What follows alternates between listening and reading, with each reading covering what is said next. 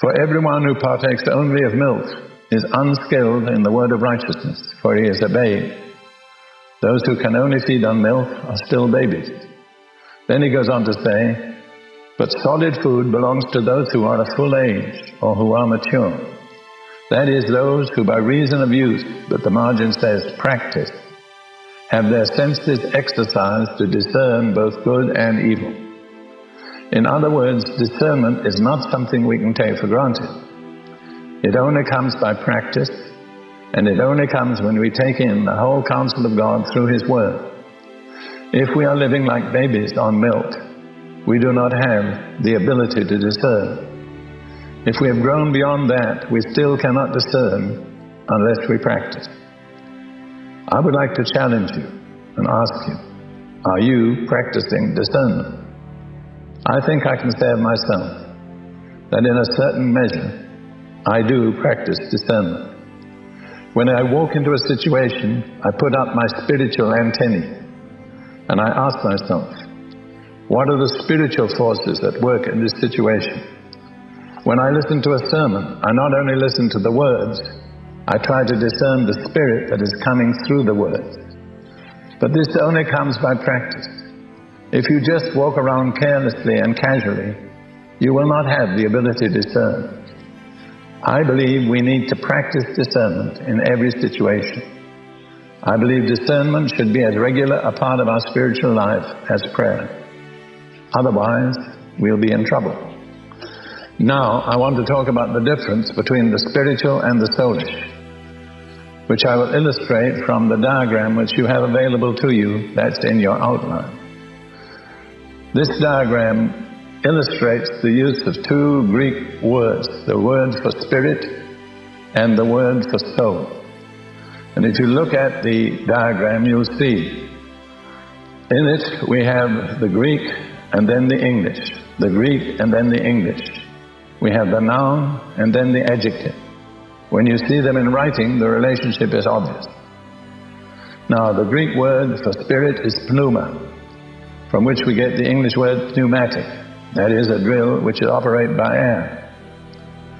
This is because pneuma means breath, wind, and spirit. Now, the adjective, and you should be looking at your diagram, the adjective from pneuma is pneumatikos. How do we translate that into English? We know that pneuma is spirit. Obviously, the English adjective from pneuma is what? Spiritual. That's right. There's no choice. Now we come down to the Greek word for soul. And here is the problem. The Greek word for soul is psyche, from which we get countless different words like psychological or psychiatric or psychosomatic. A psychiatrist is a doctor of the soul, because the iatros is the Greek word for doctor. All right, we have psyche, and the adjective, the Greek adjective, is psychikos. Now, there's no hesitation about the translation of the noun. It's soul. But what about the adjective? The problem is that English does not have a word soulish. I believe, therefore, that we have to create a word to translate the Bible correctly.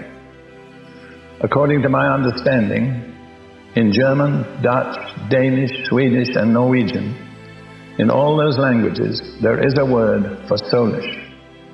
But English is limping along without the necessary word to convey this very important distinction.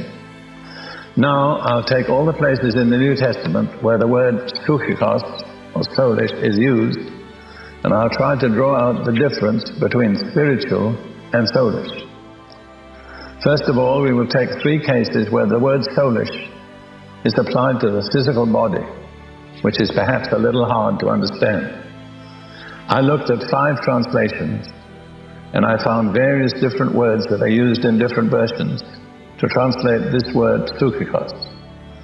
In the original King James, they used natural or sensual.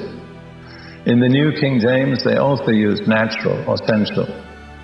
But in the margin, in the last case, they used worldly.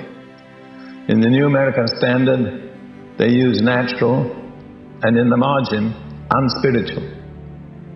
And finally, worldly minded. In the New International Version, they use without the spirit, natural, unspiritual, and then they use the phrase, follow their natural instinct.